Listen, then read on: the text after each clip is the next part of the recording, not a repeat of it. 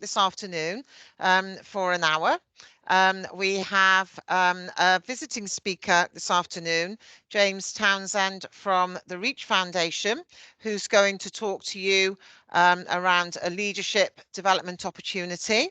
We've got Pam Price to talk to you about health and safety. I'm sure you all know Pam Price.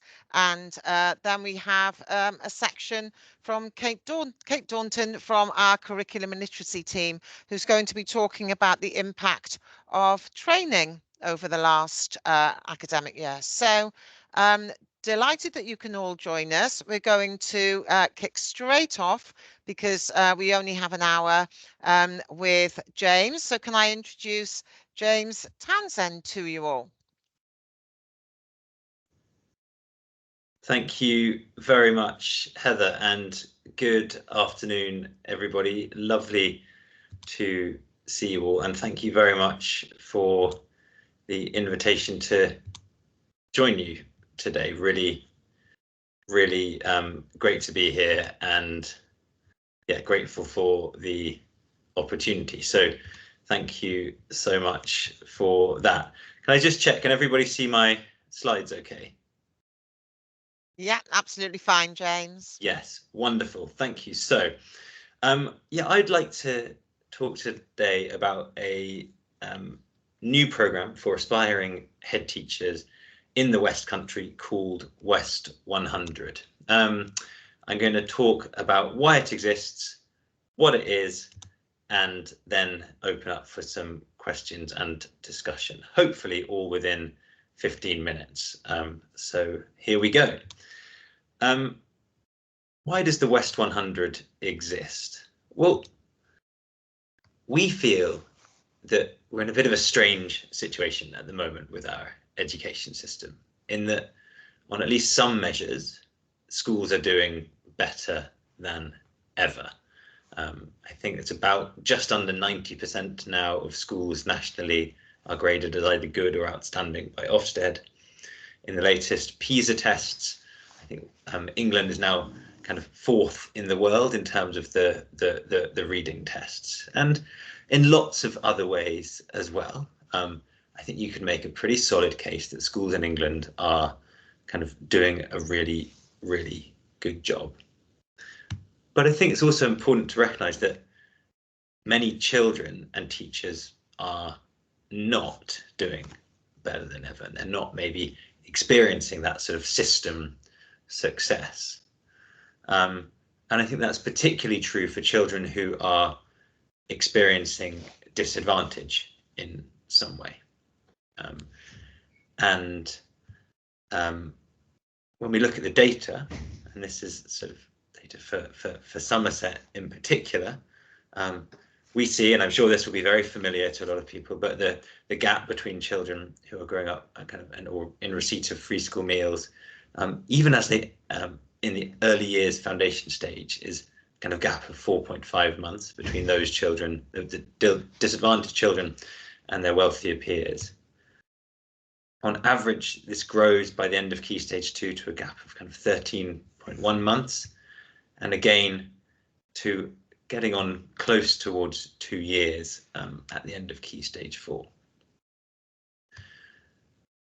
But when we sort of broaden that out a little bit and look at attendance, and this is attendance for the Southwest as a whole, but there are 40% of disadvantaged students are now kind of persistently absent in the Southwest. And maybe kind of most worryingly, 1 in 10 children say that they feel like they never belong in school. And so our sort of starting point for this is sort of, whilst on average children across Somerset and across the West Country, we're getting their 4s and 5s at GCSE, the reality of that is the average child growing up in free school meals will be kind of quite significantly behind their wealthier peers. And so our starting point for the work with the West 100 is that, yes, systemic inequalities exist, but they also don't kind of create or sustain themselves. We can challenge them.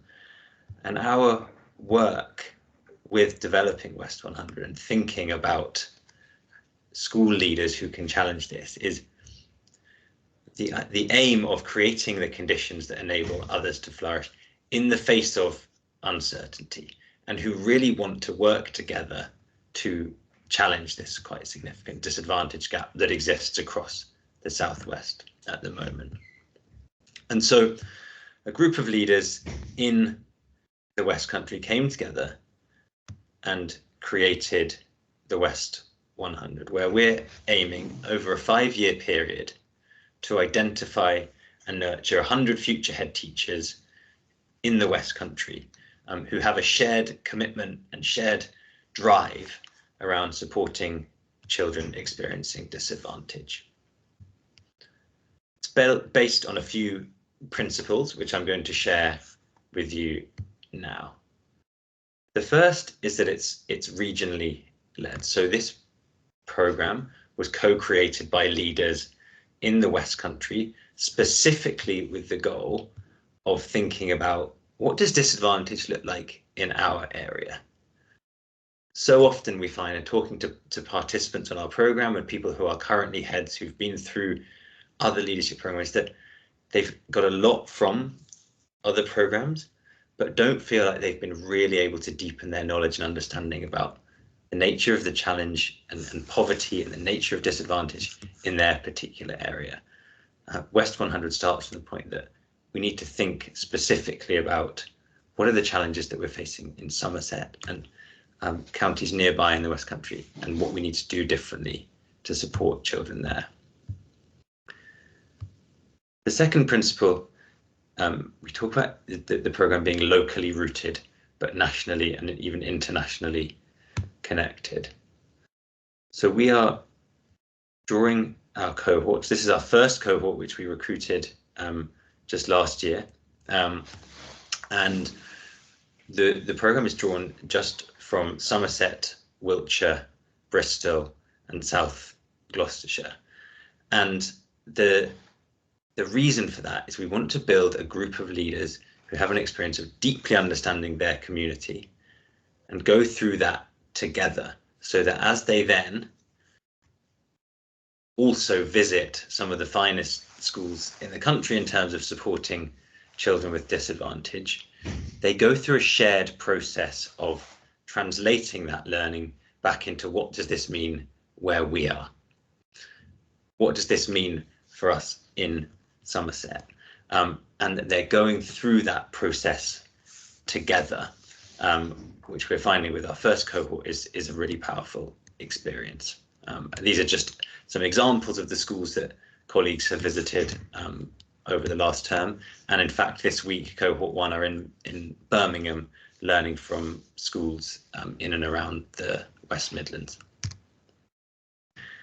And what also happens on these trips is they spend time together on buses, reflecting on what they've learned, thinking together about what does that mean for us? What can we do differently?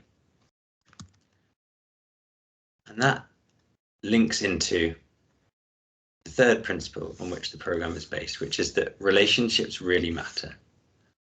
So we invest a lot of time and energy in this program in designing experiences for our cohort where they are learning together and building strong, trusting, challenging relationships as a cohort.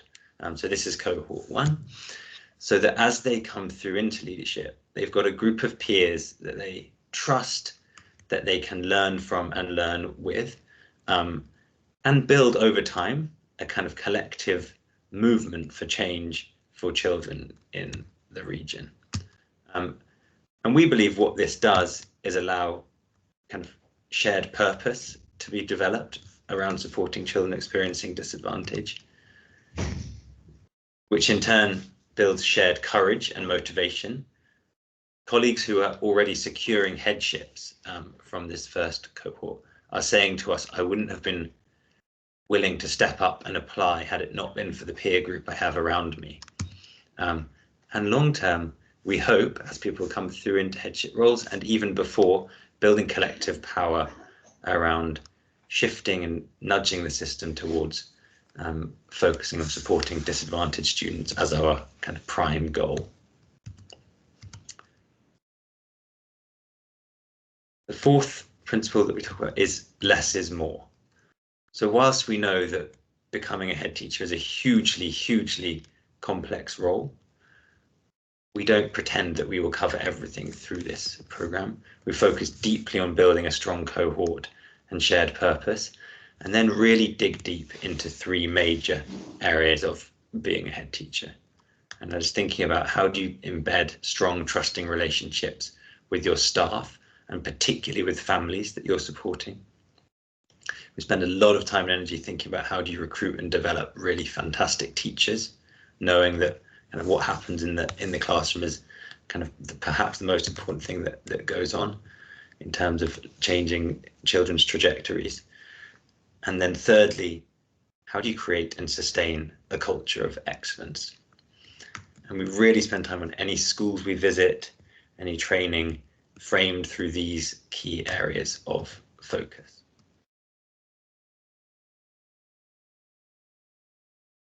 And we do that hopefully all to build up to what is the final program principle, which is that we're very much focused on the next role and helping people be ready to become head teachers. We know, and we're fortunate now in the system, that through the MPQs, people will often have quite sort of strong theoretical knowledge about leading schools and a strong command of the evidence. What we hope they get with the West 100 is, as they are at this kind of personal inflection point, a chance to really develop their thinking over the course of a year around, what kind of head teacher would I like to be?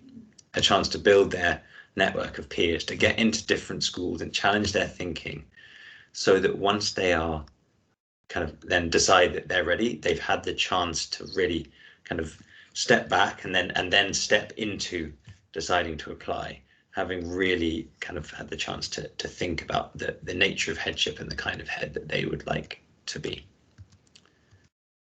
Finally, how does it work?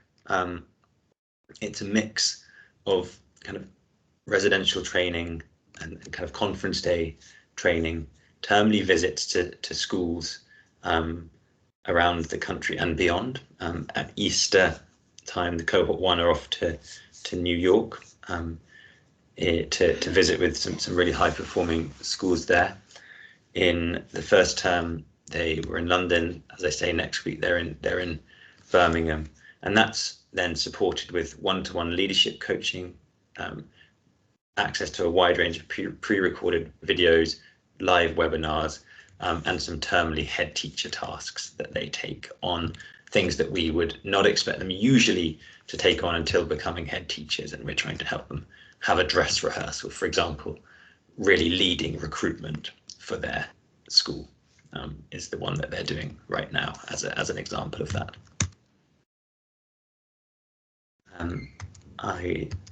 It is a big commitment, the program.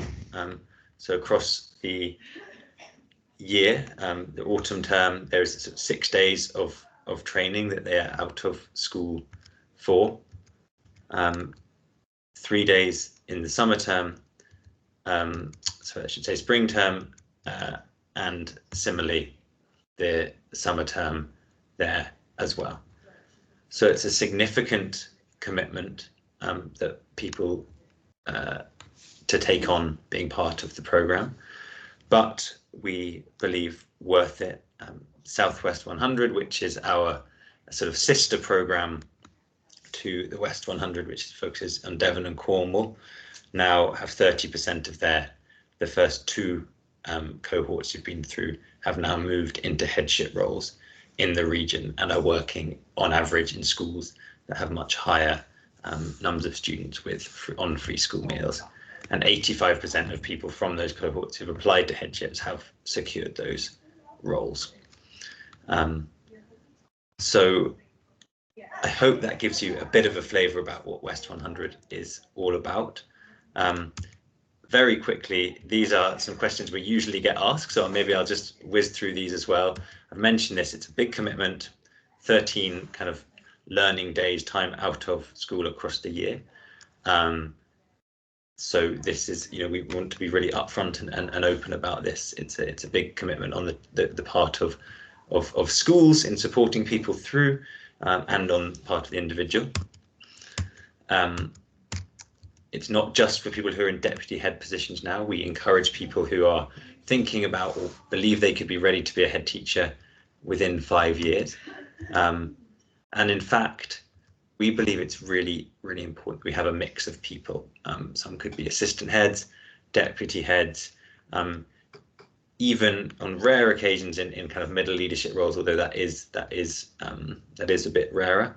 But we're really looking for people who want to learn and want to be part of a cohort of people learning together.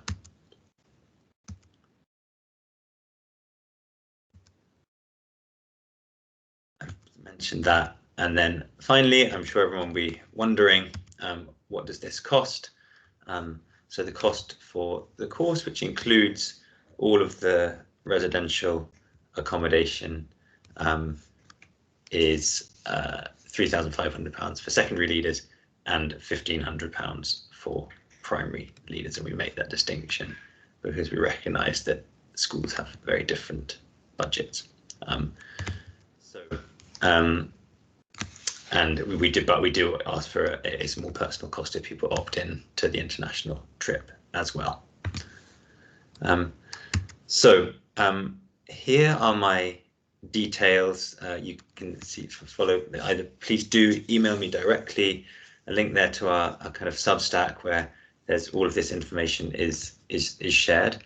But I'd really love to now, if that is okay, take any questions that people might have, and thank you so much for taking time to listen. Thank you very much, James.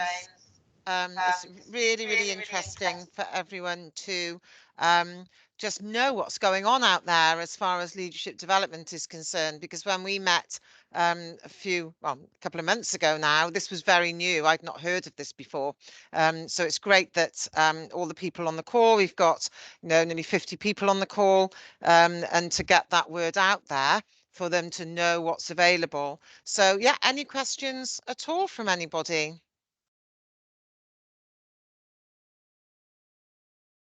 All very quiet, James. I think that usually means people are utterly baffled or totally clear. But or your presentation was so comprehensive that they don't feel they need to ask any questions. We do have one, Alison Garbutt. Hi, James. I was just wondering, I assume you collect feedback from your participants. I just wondered what kinds of things they comment on that they found this course really gave them that would help them on that road to headship. Yes, thank you, Alison, and I really appreciate the question. So people generally talk about three things when we ask them what is kind of distinctive about this. One is the cohort and the chance to build relationships with this kind of group of peers who are working in the same part of the country and who share the same challenges, but also to build relationships with a cross-phase group as well. So the program, I think I maybe didn't say this, so apologies, but the program is open to both primary and secondary leaders, and they work and learn a lot together, and people really value that. The second thing they say is that they value is the strong, I guess, more personal development side of the work. So we spend a lot of time we talk about stimulus, not solutions, and we try to take people to places where they will see fantastic schools, but also have chance to interact with leaders and understand leaders' journeys and insecurities and vulnerabilities and the mistakes they've made, and question them about how they decided about what their kind of teacher development policy would be and how they deal with difficult situations. And we're trying to help people hear from the kind of real life experience of leadership that people have gained, and then reflect together on that in their cohorts and as a group of aspiring leaders. And then the third thing is the very, very sort of clear focus on understanding disadvantage in the region and the deep commitment to the importance of the local area. And our sort of starting point with this is that we think that if you ask what does it take to be a great head teacher in Somerset in 2024, rather than just asking what does it take to be a great head teacher, the answer, the further questions that opens up just means you're sort of immediately into slightly more nuanced territory, and hopefully territory which is very fertile in terms of thinking about how to make progress in building really strong, deep-rooted kind of schools that are deeply rooted in their community and in their area.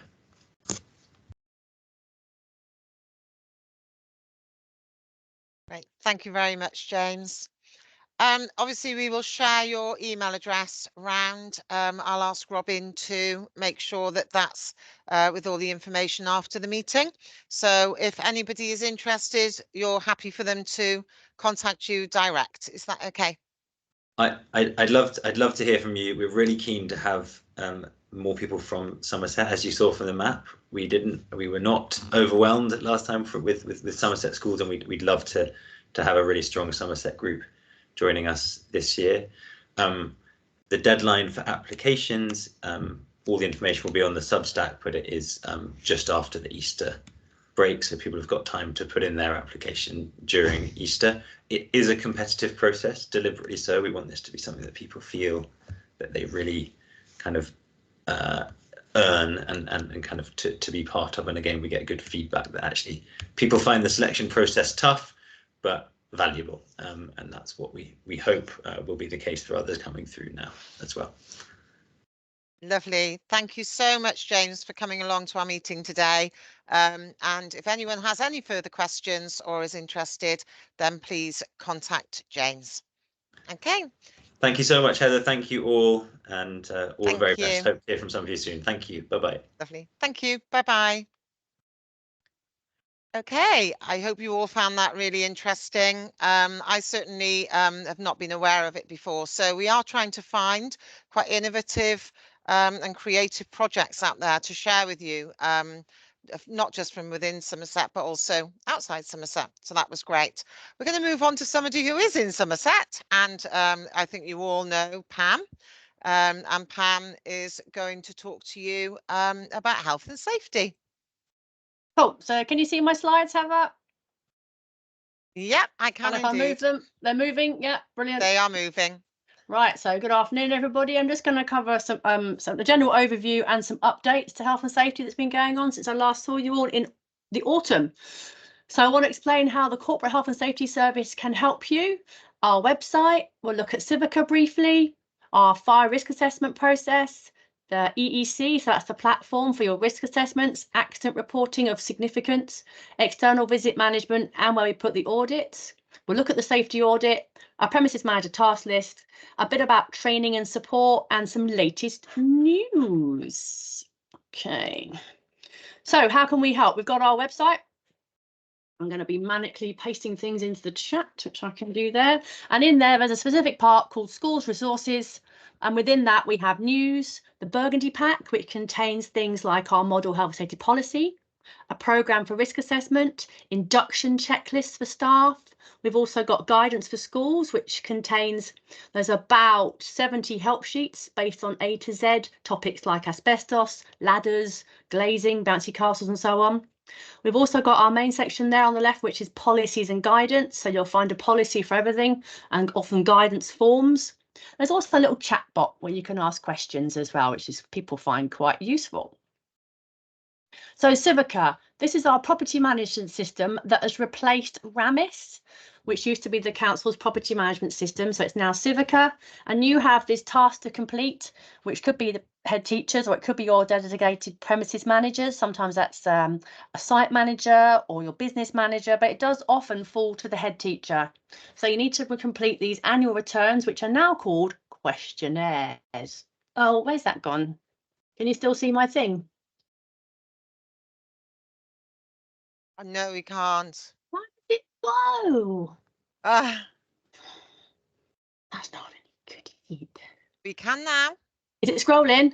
It's scrolling. Brilliant. Right. Sorry. Okay. So questionnaires. So we've got these questionnaires.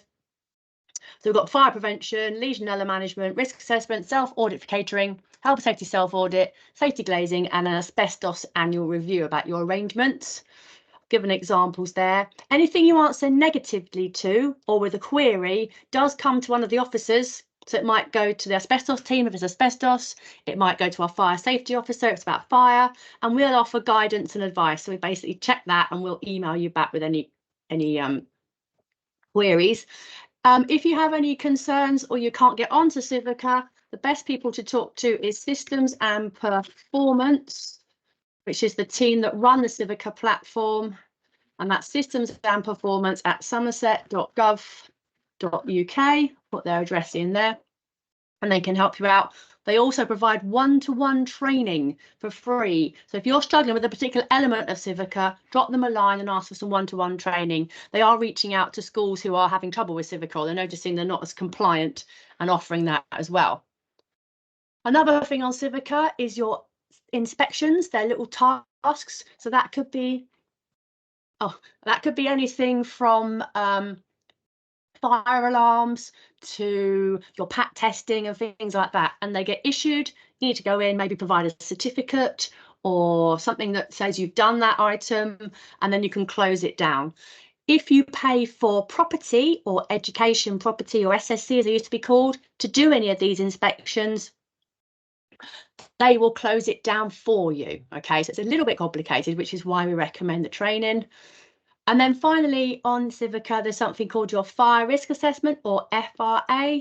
And on there, you'll also have actions. These are done around every 3 years for our primary and special schools, and for secondary schools they're every 2 years because they're multi-storey. So you'll have a report with a list of actions which you need to complete. It could be things like a new fire door or some signage, maybe getting an extra fire extinguisher put in. It's really important that we get those actions completed. This is all linked with the fire safety order, which was updated last October. And there's 3 elements that are special to schools. One is the need to record everything, which we do via Civica. But the other thing is to record what you're doing in terms of the actions. So if there's an actions on there which you can't complete straight away, maybe they need some funding, make a log on that to say on the comments bit of what you're doing. There's also a column for the finance, how much it might cost. So we need to see that being put on. I've put some examples there. Maybe you're right. I've emailed Kuma's for a quote for a new fire detector. Then you've also got if you're leasing your premises at all, maybe to a village club that uses the school after hours, you must provide them with a copy of your fire risk assessment, your action plan, and your fire emergency evacuation plan, which we call a FEEP. There's a template letter which we put on our website, which you can use to when you send to your providers. I'll put that link in the chat as well. When you attach everything, don't need to print it, you can send it all by email. And the final point, Article 27, is about unlimited fines for non-compliance. Okay. Other things we talk about, we're trying to help our head teachers and premises manager with, is EEC, and on there we've got your risk assessments. Couple of things we find really helpful: make sure you refer to the programme of risk assessment. So I want to see you haven't got every risk assessment under the sun. There's specific ones we want you to have. Don't forget to delete old ones. Bristol Zoo, never going to reopen. Delete it. Maybe you've had some special needs children had their own risk assessments on EEC. They've now left the school. Delete their assessments, and don't forget to share them with staff that oversee that relevant part of the school. They can read them, sign them, show their understanding and compliance. We've also got, there's the picture there of showing our programme for risk assessments, and I've got a very nice little EEC training webinar. It's 45 minutes long. I bunged it on YouTube, and on there you can just watch that. Anybody in school can watch that at their leisure and learn a lot more about all the elements of EEC. So I hope that proves useful. So EEC is also the platform to report your significant accidents, acts of violence or near misses. And that's for pupils and staff. We've got some examples here: broken bones, going to hospital, concussion burns, cuts, fall, slips, things like that, electric shock, or any accident that results in a staff member being absent for more than 7 days. We've also got near misses, so they might not have caused an injury, but they could have done. Great example there of a toaster being placed too close to a paper-filled notice board. That was a good one. And then we've got acts of violence, so any instance of assaults, threats or abuse suffered by employees while at work. So obviously you've all got some sort of bump book system to record your minor incidents. For EEC, for our maintained schools, it's just for reporting the significant accidents. Things like a medical issue, maybe a staff member has epilepsy and has a seizure, it's not reportable, we don't want to know about it unless an accident occurs during that seizure. But obviously you can keep your own records in your bump books and so on. If we deem it to be HSE or RIDDOR reportable, we'll do that on your behalf. For our VA and foundation schools, we'll help you with that process as well. I know that some schools use other systems. You might put acts of violence in things like CPOMs. We just want to see the serious ones on our EEC, where the staff is injured significantly, or maybe has to go off work because of that act of violence for more than 7 days. We've added a new category last couple of weeks to EEC. We were asked to add a dysregulation category. So you'll find this when you're using EEC, it's under agents involved, and it's also on the printable form as well, which people use to gather the data before they enter it onto the system, because it was felt that many incidents were logged under one of the violence categories, but by having a dysregulated category, it really helped identify when that young person was dysregulated, and that was the underlying factor that caused that issue. So we've updated the data capture form as well, and that little white box there shows it's actually under the what happened section. So you can print those up. Recommend having the incident forms in your first aid room or with the main first aid box, so people can just quickly scribble on that form and then hand it to your administrator to enter into the system. So on EEC, for our maintained schools, we visit the schools every 3 years, do a safety audit as one of our safety officers comes along, and we look at the following topics. So we look at safety policy and management, risk assessment, how you report accidents, fire and first aid, how compliant your premises is, and your outdoor education off-site visits. The report contains recommendations, and we make up an action plan, which is on EEC. There's a little picture. 3 months after the audit, we'll get back in touch and see how you're getting on with anything, offer some more help and training if needed. So that's quite handy. And then we've got the premises manager task list. So this is a list, it's on our normal website, which that's the first link I put in the chat. And on here, it's a really good thing to do annually to see how you're getting on. If you've read our policies, you understand what you need to do for each of these things. For example, Legionella, maybe your safety glazing, fire arrangements, asbestos. The list is quite long, as you would imagine. So for training and support, so from training from CHSU, which is our corporate health safety unit, that's the team I work for, we can offer fire safety, so it's hands-on fire warden training, basic electrical, manual handling and risk assessment courses. You can book those by emailing chsu@somerset.gov.uk. They're all chargeable. Then through Skill, they organise some training for us. They organise our school premises manager courses. So that's aimed at head teachers or business managers, sometimes office staff, sometimes site managers. And Skill also organise our external visit coordinator training, or EVC. Our asbestos awareness training is provided by Scientific Services, and you can email scientific.services@somerset.gov.uk to book that. It's a free course, takes about 2 hours. And the next one is on the 13th of March. You need at least 2 people per site who have had that training. Really helps if it's maybe someone based in the office and maybe a caretaker or premises manager that does that course. So regarding asbestos, the health and safety executive are still doing their inspections. So they might call up and arrange to come in and look at your asbestos folder, check your arrangements, check you have our emergency procedures list, check that you have a signing in sheet and things like that. I've been banging on about asbestos for ages now. Finally, we have our Blackboard training platform. So this is something I've hijacked that Heather gave me access to. Oh, where's it gone? So this is our on there, all the head teachers have a login. You'll find your other training on there to do with teaching and so on, but I've got a section called health and safety. Got a number of courses on there. They're all PowerPoints. There's also YouTube videos and there's downloadable quizzes. So we've got things like COSH, radon, Legionella awareness, you name it, it's on there. So just the head teacher, like I said, has got a login, and if anyone else in the school, that can be shared with maybe your business managers, they want to do the courses, could be really useful. I've also put things like the webinars and any training for EEC and Civica on there as well. So hopefully it's a one-stop shop.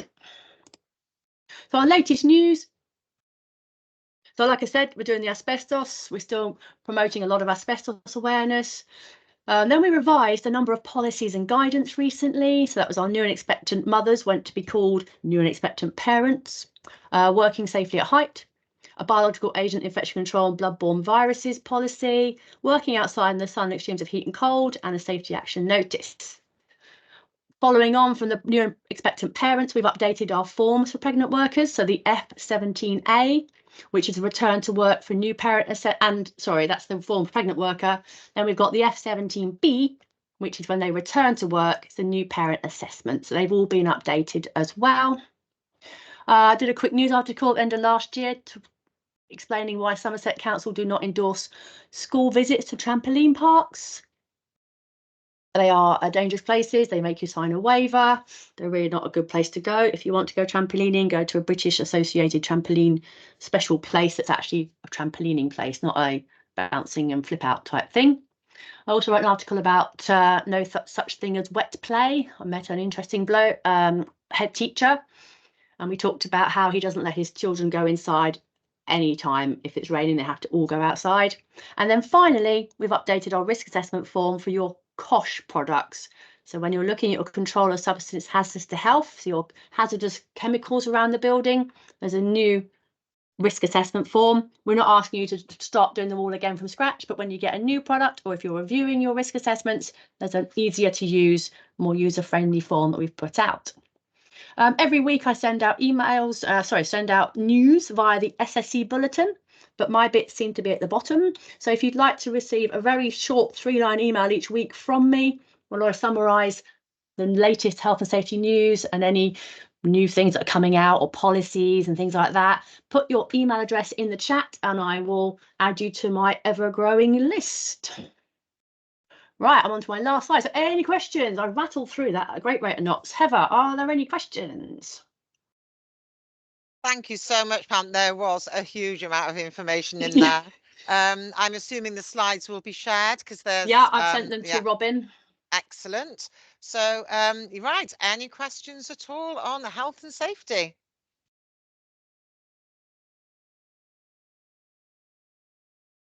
Okay, I'm getting some emails through for the update. That's great. And I've put loads of links in the chat just now as well to help everybody as well. So hopefully that'll be good.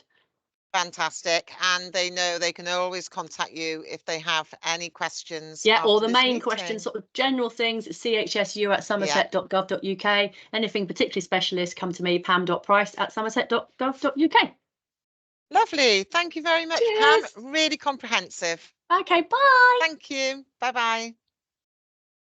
Okay, we are moving on to another area of the agenda now around the impact of training. Delighted to welcome Kate Daunton with us, who is manager on the curriculum and literacy team. So over to you, Kate. Thank you very much, Heather. Okay, I'm obviously not Alison Jeffrey. She's unable to be with us today through sickness. So I'm part of her team and I run the curriculum projects and resources team. So I've got a small team which includes Jeremy Hanscom, that many of you have probably come across. I've also got Nikki Difford and Joe Sawyer, who do a lot of early years work and support, and also manage the school library service. So that's kind of my bag. I think what Alison was going to do today with her slides is just talk through about what sort of impact we've had since sort of September last year, when we really rolled out our start of courses and training for schools. So I think we're looking really very much here at the courses that Jeremy has been running over the last few terms. So got a few numbers on there. I'm assuming that those are attendance numbers, so we'll go with that. So he's been doing a very varied sort of approach. So it's basically what he was sort of interested in to start with, what he was confident with doing, and what staff members and head teachers are really coming to us and asking, we need some support, or we'd like some support in this curriculum area. So we obviously put on the Ofsted readiness course, which has been very well attended. We started some subject leader development network meetings, which I think have been well attended, but they've been harder to sort of keep up the momentum, because I don't think that school subject leaders have always had the time to go back and develop things ready for the next session. We've run, obviously, you can see there, new to English, whole school writing curriculum rich in reading, done a lot of bespoke work for schools that wanted something particularly specific. And I know that many of you have engaged with Jeremy in Teams meetings, and then he's come in and done some work in schools. And we've also got a number of schools engaging with the bite-sized training on Blackboard for at least 30 minutes. That's as far as our diagnostics sort of go on that. I would like to encourage any people who haven't had a look at the bite-sized training on Blackboard to have a login to that. If you haven't got your login details, Skill can provide them for you, just in case you've forgotten where they are. There's an awful lot of bite-sized videos and training around curriculum development work that Jeremy has uploaded onto there. Nikki and Joe have also put a lot of early years stuff on there. So quite a lot of support there for individuals, for subject leaders, or just to perhaps look at in a team meeting, a school meeting, or doing some inset work. There's a lot there that can be discussed. Next slide, please. Whoever's in control. Okay, so attached to all of the courses that Jeremy's put on, there's been an online feedback form. We all know we've all been to these things and not always filled them in, so the numbers don't quite correlate with the number of courses he's actually run. I think what Alison wants to show here is very much that, you know, we've had a lot of very positive feedback, which has been great. I know that Jeremy has produced some fantastic resources, and everyone who I've spoken to have thoroughly enjoyed and got a lot from the courses. So there's a lot there, just really promoting what he's been doing, what he's been delivering, and what, you know, curriculum expertise he's got and being able to share, which has been good. Moving on.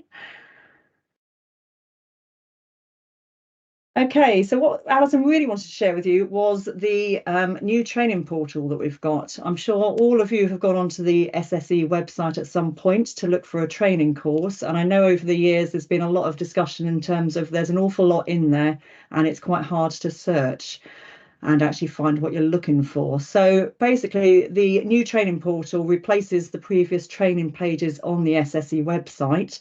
This is what it looks like. Basically, on the right-hand side, there's a new number of tabs that are sort of the key tabs that link into the work that we're doing. It allows for easier navigation. I think the heading tabs help sort of direct people. So if you're looking for a specific course in terms of curriculum or governance or assessment, it's a lot easier to find what you're looking for. So we've got the actual system's got sort of better search functionality. I think you can target training to the right people, and it also pulls together training from across CLA as well. So it signposts to other services such as the safeguarding training, school governance and things like that. So if you go onto the normal SSE website, and all you need to do is click on training, and this is the new page that you will see. So hopefully you'll be able to go in, have a look through the tiles, have a look at the particular training that's going on and is available, and actually use it to target the people perhaps within your school that you want to attend something. So hopefully you'll find that a lot easier to use than it has been. Next slide. And to go alongside that, we've got the new training newsletter that hopefully you will have received yesterday. It got sent out for the first time yesterday. We sent it out to, I think there was about 750 recipients. So initially it's gone to, I believe, the head teacher and the school office and other relevant people. So if you can share that wide and far within your school, that would be absolutely great.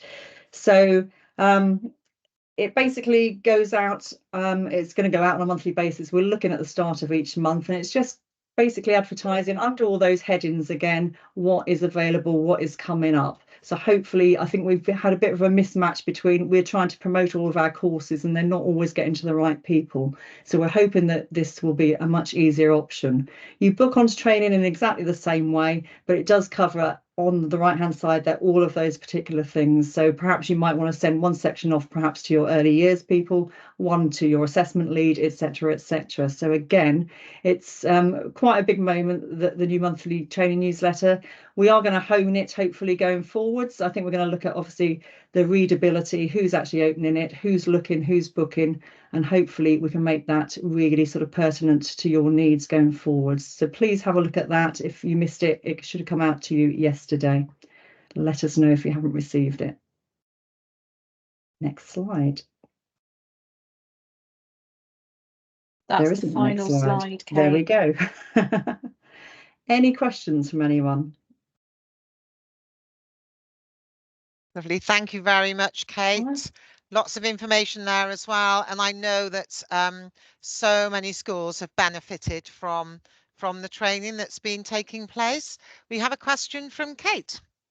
It was just a very quick one. Please, could you send the education relationship managers your newsletter? It's not my newsletter. That was a Charlotte thing. So yes. Oh, okay. I'll ask her then. Yeah, I think it's gone out externally, and I'm just picking up because my team didn't get it either. So I think there's some issues there about how we receive it internally. So I'll go back to Charlotte and Alison and have a chat about that, definitely. Thank you, Kate. All right. Lovely. Thank you No very more? much, Kate. Okay, That's been thank you. really, really helpful. Okay, just to finish off, we do have our face-to-face briefings already mapped out and planned. So South Somerset, 23rd of April at Westlands again, which was great last time. Taunton and West Somerset is at Taunton Pickering. 30th of April, Mendip, the Merlin Theatre in Frome.